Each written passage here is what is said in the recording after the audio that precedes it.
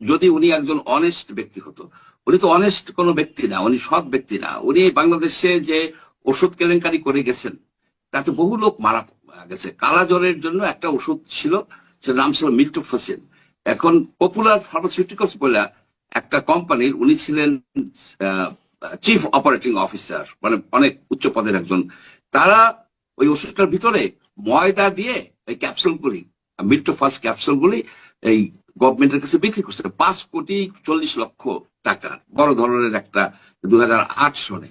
তাতে এই ময়দার গুলি দিয়া ক্যাপসুল খাওয়ার ফলে এই কালাজ্বরের অনেক রোগী মারা গেছে। এক হিসেবে দেখা গেছে 289 জন রোগী মারা গেছে। এবং পরে উনি একটা স্টেটমেন্ট দিচ্ছে যত সম্ভব 2019 সনে, যে উনি ওই এই পপুলার ফার্মাসিউটিক্যালস এর যত অফিসার কর্মচারী কর্মকর্তা ছিল তাদেরকে বাঁচানোর জন্য উনি এই কাজটা করছেন। উনি একজন ক্যাপিটান খান এইসব নানাবিধ কথা দিয়ে লিখছেন। কিন্তু বাস্তবতা হলো যে ওনার তো জেলে থাকা উচিত। আপনি দেখেন যে প্যারাসিটামল কেলেঙ্কারি, প্যারাসিটামলের যে ভুল আপনার যে ডাইথাইল গ্লাইকল দেওয়ার ফলে অনেক শিশু মারা গেছে।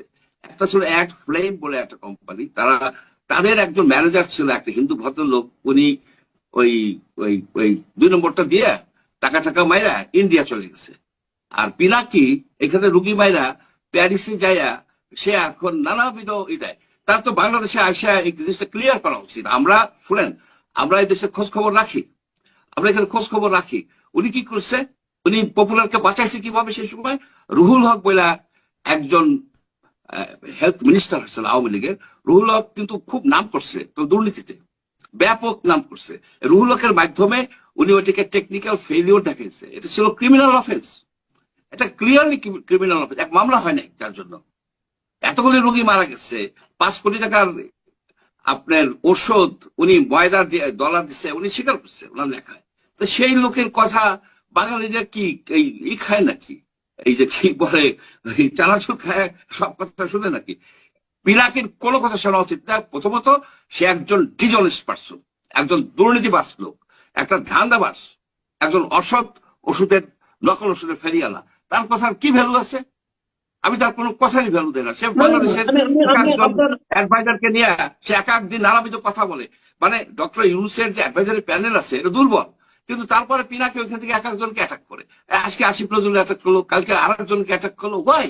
তুমি দেশে আসো, দেশে এসে দেখো দেশের সমস্যা কি করো। তুমি প্যারিসে বসে কি করতেছো? তুমি ওষুধ চুরি করে চলে গেছো। একজন ওষুধ চোর, 279 জন লোক মারা গেছে।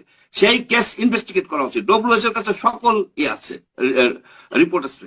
আপনার সব জায়গায় এগুলি নিয়ে আলোচনা হয়েছে, কিন্তু উনি ওই যে রুহুল হক, ওই যে দুর্নীতিবাজ, তাকে টাকা পয়সা দিয়ে ম্যানেজ করছেন।